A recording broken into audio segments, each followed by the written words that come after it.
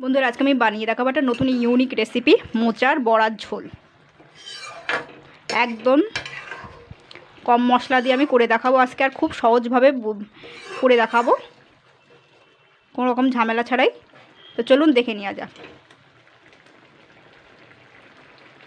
নমস্কার বন্ধুরা, আমি Priyanka, welcome back to my channel. বন্ধুরা আজকে আমি বানিয়ে দেখাবো মোচার একটি দারুণ একটা নতুন ইউনিক রেসিপি।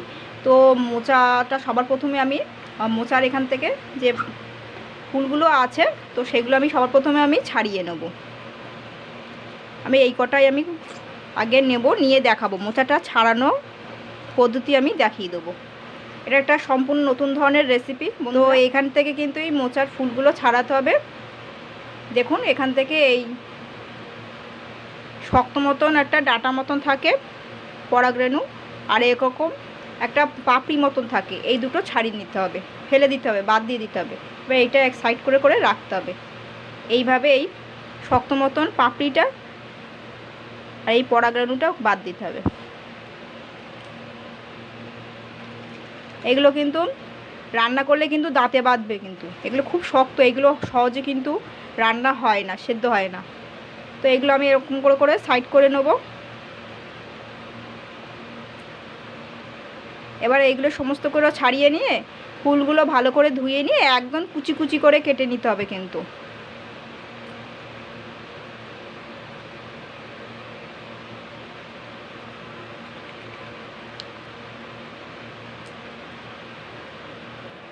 তো বন্ধুরা দেখুন আমি কিন্তু ওই পরাগরেণুটা আর ওই ইয়েটাগুলো পাপড়িটা কিন্তু বাদ দিয়ে দিয়েছি। শক্ত মতন একটা খোসা থাকে, ও দেখলেই বুঝতে পারবেন। তো যাই হোক, এগুলো কিন্তু এতটা বাদ গেছে, আর এইগুলো তো আমি ফেলেই দিতে হয় জানেন। আর এবারে কিন্তু এই যেগুলো বাছাই করা যেগুলো, সেগুলো কিন্তু আমি ধুয়ে আমি কুচি কুচি করে কেটে নেব। এগুলো সব বাছাই করে করে নিয়েছি। তো বন্ধুরা দেখুন এইভাবে কুচিয়ে নিতে হবে। এ কিন্তু মিহি করে কুচোবে, তাহলে সিদ্ধর সময় কিন্তু ভালোভাবে সিদ্ধ হবে। এবার সিদ্ধও করতে হবে। তো এইভাবে কুচিয়ে নিতে হবে সমস্ত এই মোচার ফুলগুলো। এইভাবে কিন্তু আমি কুচিয়ে নিয়েছি। কুচিয়ে নেওয়ার পরে কিন্তু দুইবার মতন ধুয়ে নিতে হবে।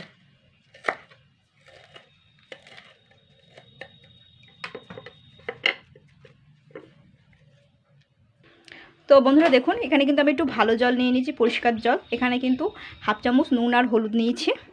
জলটাকে একটুখানি গুলে নেবো। এবার এর মধ্যেই কুচানো মোচাগুলো দিয়ে দেবো। মোচাগুলো কিন্তু এমনি আমি দুইবার মতন ধুয়ে নিয়েছি। তো এবারে আমি ভালো করে এই মোচার ফুলগুলো সিদ্ধ করে নেবো নুন হলুদ দিয়ে। মোচার ফুলটা কিন্তু সবটাই দিয়ে দিচ্ছি। এবার একটুখানি হাত দিয়ে একটু নেড়ে চেড়ে নিচ্ছি, নুন হলুদটা যাতে ভালো করে মেশে। তো এবার এটা সিদ্ধ অবধি অপেক্ষা করতে হবে। তো বন্ধুরা দেখুন এটা কিন্তু অনেকটা সিদ্ধ হয়ে গেছে। তো এরকম আমি জলটা নিংড়ে নিংড়ে নেবো, নিয়ে এই শিলে ফেলে আমি বেটে নেব। এটা কিন্তু মিহি করে বেটে নিতে হবে।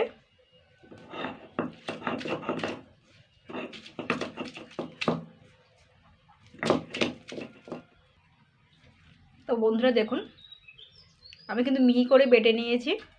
এভাবে আমি সমস্ত ফুলগুলো, মোচার ফুলগুলো আমি বেটে নেব। জলটা ঝরিয়ে আমি কিন্তু আর ধুইনি, সিদ্ধ থেকেই তুলে নিয়েছি। তো বন্ধুরা দেখতেই পাচ্ছেন মোচাটা কিন্তু আমি মোচার ফুলটা কিন্তু ভালো করে মিহি করে বেটে নিয়েছি, আর পেঁয়াজ কুচানো নিয়েছি একটা বড় দেখে। এবার আমি এতে কিছু কিছু উপকরণ মেশাবো। এতে কিন্তু আমি 1 কাপ মতন পরিমাণ বেসন নিয়েছি, এটা দিয়ে দিচ্ছি। আপনারা লঙ্কা কুচানো ব্যবহার করতে পারেন। তো আমি এখানে সামান্য উপকরণ আবার দেবো। 1 চামচ নুন, চিনি, হলুদ গুঁড়ো, লঙ্কার গুঁড়ো, এগুলো দিয়ে দিচ্ছি। আর এখানে আমি একটা ডিম ভেঙে দেবো। দিয়ে আমি সমস্ত উপকরণগুলো দিয়ে একসঙ্গে আমি মেখে নেব। এইবার আমি এগুলো দিয়ে সমস্ত মেখে নেব একসঙ্গে। আপনারা লঙ্কা কুচানো ব্যবহারও করতে পারেন। বেসনটা দিয়ে এবার মেখে নেব। এবার যদি মনে করেন এতে আদা রসুন কুচানো ব্যবহার করবেন, জিরের গুঁড়ো, ধনের গুঁড়ো, তো সেটাও দিতে পারেন। তো আমি আর বেশি কিছুতে যাচ্ছি না। ভালো করে কিন্তু মেখে নিতে হবে। তো বন্ধুরা আমি কিন্তু সমস্ত সুন্দর করে ভালো করে মেখে নিয়েছি। 3 মিনিট ধরে চটকে চটকে কিন্তু মেখে নিতে হবে। তো বন্ধুরা দেখতেই পাচ্ছেন আমি কিন্তু রিফাইন্ড অয়েল তেল দিয়ে দিচ্ছি। তো এবার আমি এখান থেকে অল্প অল্প করে নেবো, গোল একটু চ্যাপটা চ্যাপটা করে দেওয়ার চেষ্টা করব। হয়ে যাবে এখন এরকম এরকম করে দেখুন আমি দিচ্ছি। আবার খানিকটা নেবো এখান থেকে। এইভাবে হাতের সাহায্যে করে নিতে পারবেন।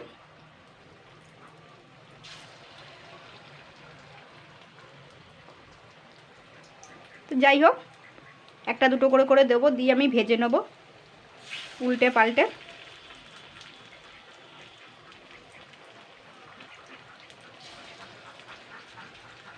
এটুকু লাল লাল করে ভেজে নিতে হবে। তো এক সাইড কিন্তু ভাজা হয়ে গেছে দেখুন, এবারে সুন্দর। এবার আমি এগুলোকে না একটা একটা করে উল্টা পাল্টে দেবো।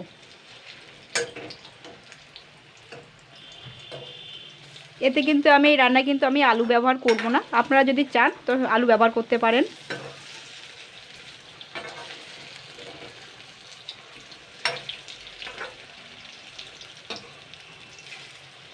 তো এরকম লাল লাল করে আমি সব কটা ভেজে নেব। তো বন্ধুরা, যে কড়াইতে আমি মোচাগুলো ভেজেছিলাম তো সেখানেই আমি ফোড়ন দিচ্ছি। একটা শুকনো লঙ্কা চিড়ে নিয়েছি, একটা তেজপাতা আর সাদা জিরে। তো বন্ধুরা, এবার আমি পেঁয়াজ কুচানো আর দুখানা টমেটো কুচানো আমি দিয়ে দিচ্ছি। আমি এখানে কিন্তু আদা রসুন ব্যবহার করব না, আপনারা চাইলে ব্যবহার করতে পারেন। এবার এটাকে আমি মশলাটাকে ভালো করে কষাবো 1 মিনিট ধরে, মানে ভাজা করে নেব।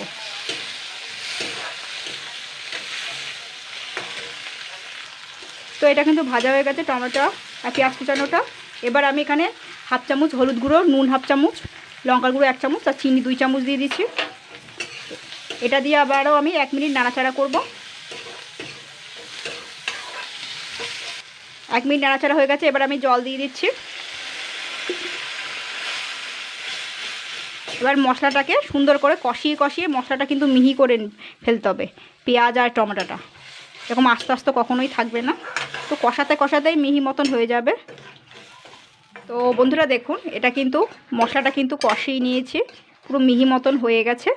তো আপনারা চাইলে আদা রসুনও দিতে পারেন। তো আমি আরেকটু জল দিয়ে দেবো 1 গ্লাস মতন।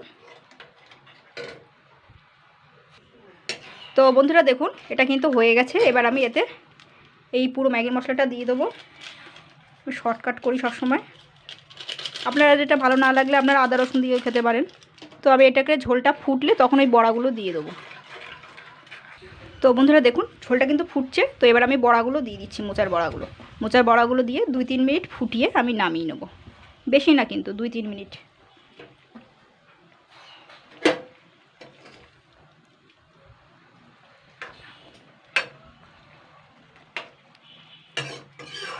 আপনারা কাঁচা লঙ্কা দিয়েও খেতে পারেন। তো 3 মিনিট হয়ে গেছে বন্ধুরা, এটা ঝোলটা কিন্তু ফুটে গেছে। তো এবার আমি কিন্তু নামিয়ে নেবো। দেখুন গায়ে মাখা মতন হয়েছে। আপনারা একটু ঝোলও রাখতে পারেন।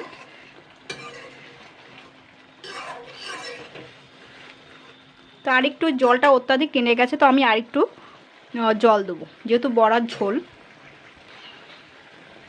অত্যাধিক গায়ে মাখা হয়ে গেছে। একটু ঝোল মতন থাকবে, তাতে দিয়ে খাওয়া হবে। আর আমি কিন্তু আলু দেইনি, আপনারা চাইলে আলু দিলে দিতে পারেন। তো যা জিনিসের যা দাম, তো আমি আর সেইভাবে করলাম না, সিম্পলভাবে।